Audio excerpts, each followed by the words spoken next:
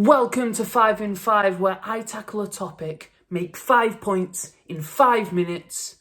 You know, you get the gist. This week's topic, Premier League transfers. The Premier League transfer chaos is starting to heat up. A glorious summer of overspending, bargain hunting, and every player under the sun being linked to Manchester United. The chaos is ever changing and unpredictable. So rather than predict it, I'm going to tell you 5 Premier League transfers that should happen. Feel free to disagree.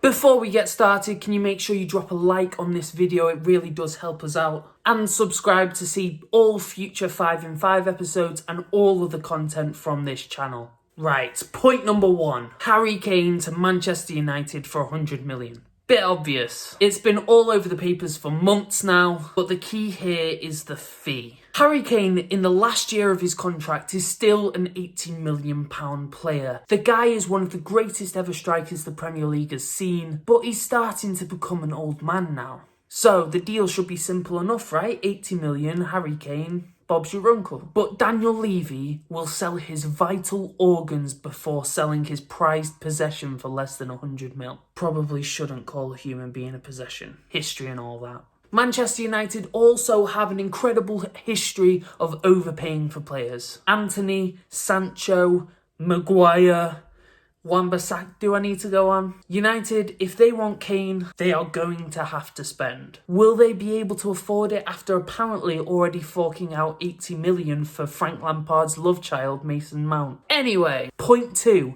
Alexis McAllister should go to Manchester City. Now, we all know he's probably going to end up at Liverpool, but he should go to Manchester City. Now, you might say, why would they need more firepower? You're just making them more unstoppable. Well, ultimately, they're losing 2 key players in the summer anyway. Bernardo Silva's going, Gundogan's going, or however Jamie Carragher purposely says it wrong, Gundogan or something, leaving a huge donut in the middle of that team.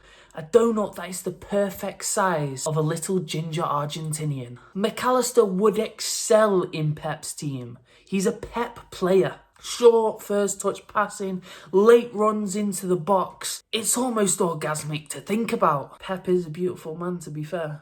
Anyway, point 3.